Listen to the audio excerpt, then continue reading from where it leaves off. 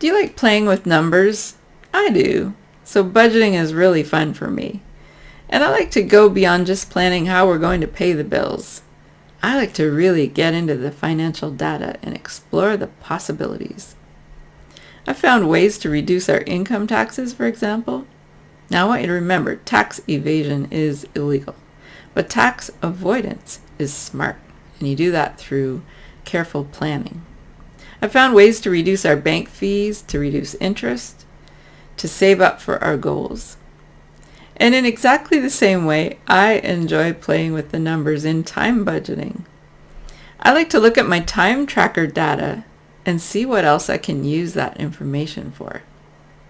So this involves going beyond just tracking my time on a daily and weekly basis. There are some other innovative ways that this data can be very useful. Remember, time tracking is the secret sauce in a time budget. So let's look at 4 innovative ways to use time tracker data. The first is to track ROI. In financial terms, ROI means return on investment. It's how much we gain from the money we have invested. It's the profitability. In time budgeting, ROI is how much we gain from investing our time. Now, you can look at it in terms of productivity or profitability. If you are a salaried worker, you would focus on improving your productivity. In other words, how much you can accomplish in an hour. Keeping a time tracker means you can show your productivity increase. And that might open up possibilities for promotions or salary increases because you can impress your boss. Now, if you're a freelancer or in some way your income is tied to how much you produce, then you would focus on profitability. And that means how much money you can earn in an hour. When I first started teaching university translation courses, for example, I tracked my time. My time for writing the course, if I'd never taught it before, my time for teaching it, the time for grading, the time to travel to class, etc. And then I intentionally tried to increase my ROI by using my time more effectively. Time tracking actually helped me more than double my ROI for teaching. It made me more conscious of the time I was spending. It also helped me estimate how much time would be involved in taking on a new course so that I could make wise decisions with my time. Without my time tracker, I would have just been guessing, and I probably would have overcommitted. Also, as a freelance translator, I keep a chart of how much I bill for each project, and then I fill in the amount of time the project took from my time tracker. Then I look for ways to work more efficiently and to increase my ROI without compromising quality. Well, in the last decade, I've been able to almost triple my average hourly ROI for translation without increasing my prices to clients. It's just because I'm working more efficiently, and that's thanks to my time tracker. A second innovative way to use time tracking data is to balance your roles.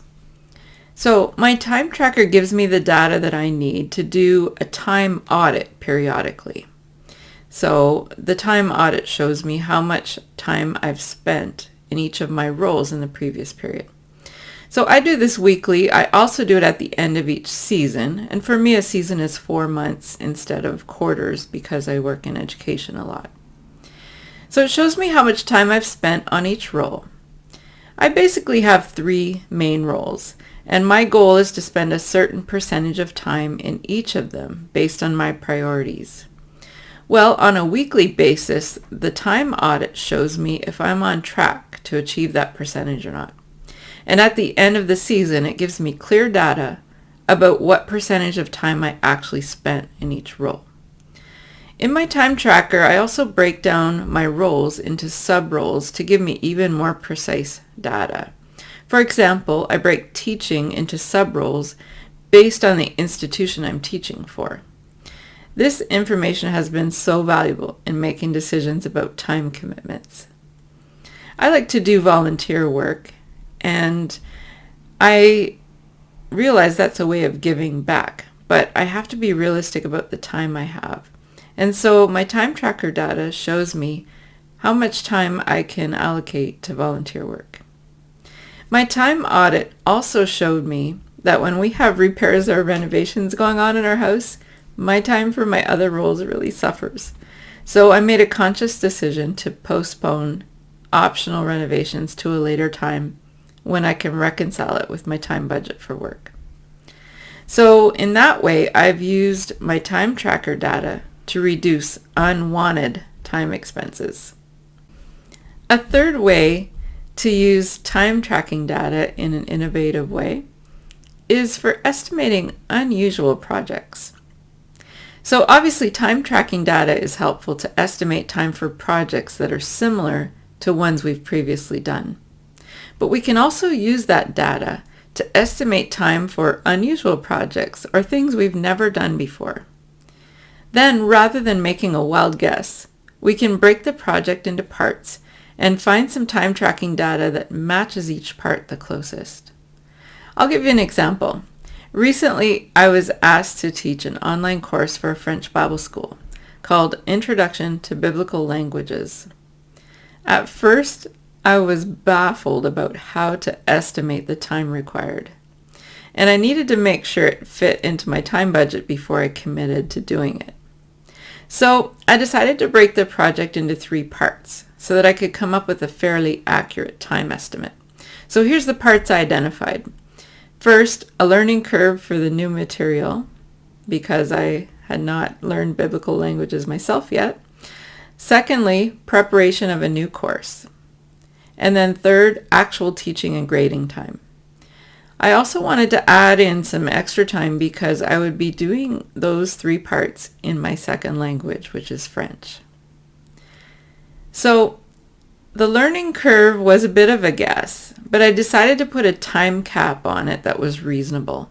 I knew I'd only be teaching an introduction to Biblical Hebrew and Greek, and I would have a textbook to work from.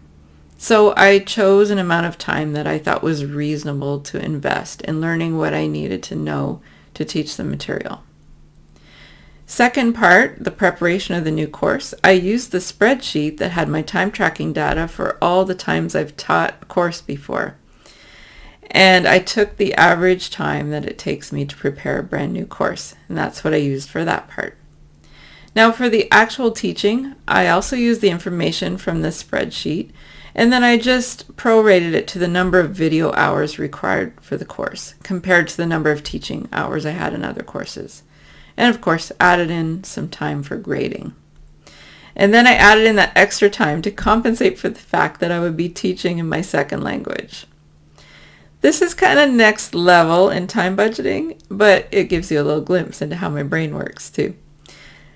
I am happy to say I was able to come up with an estimated time for the project. I was able to check to make sure it fit into my time budget, and then I could say yes with confidence because I know I have half the time I need available in my fall season time budget, and the course is not due till next summer, so I can budget for the other half of the time needed in my spring season. A fourth innovative way to use time tracking data is for long-term planning. So we're not just talking about quarterly or seasonal planning, but planning for an entire year and even beyond. A couple of years ago, I took several days to work on my life plan. I started with 10-year goals in various areas of my life. Then I broke them down into 5-year goals, then 3-year goals, and then 1-year goals. That gave me a plan for the coming year that helps me work towards my long-term goals. I could not have done this without my time tracking data as far as the work aspect. It would have just been an optimistic, I hope I can do this, wild guess. Now, I was being visionary in this process. I was really looking at some bold, aggressive goals, but I was also grounded in reality when I brought it down to the year and what I could actually accomplish with the time I had. You see, I have certain responsibilities and roles that require certain amounts of my time, and I want to be faithful to those. I also have a nonprofit translation organization that is my life passion. But I can't give it 100% of my time because of my other responsibilities. My time tracker has helped me gradually allocate more and more time to my nonprofit. But when I was doing my long-term life plan, I had to consider the past data about my other obligations. Now, I want to mention that this also opened up the possibility of considering if there were any roles or obligations that at some point I could reduce the amount of time needed or maybe even eliminate the role if I wanted to free up more time for my nonprofit. Now, I wasn't going to make any hasty decisions, but I wanted to go into this process with my eyes wide open because I had years of time tracking data to inform me. And so over the past few years, there are roles and commitments that I had where I slowly disentangled myself and helped them to find somebody else so that I could consciously devote more time to my nonprofit. Also, there have been times when I've had an opportunity to do something and I went to my time budget, to my time tracking data to decide if it was feasible or not. Sometimes I say yes, sometimes I say no, but it's always an informed decision now because I have this data. So we've looked at 4 innovative ways to use time tracking data: tracking ROI, balancing roles, estimating unusual projects, and long-term planning. So I have a question for you. Can you think of some other ways that you could use time tracking data? Feel free to comment below. Can you think of some other ways that you could use time tracking data? Be sure to get your free time tracker by clicking the link below in the comments, and stay tuned for our next series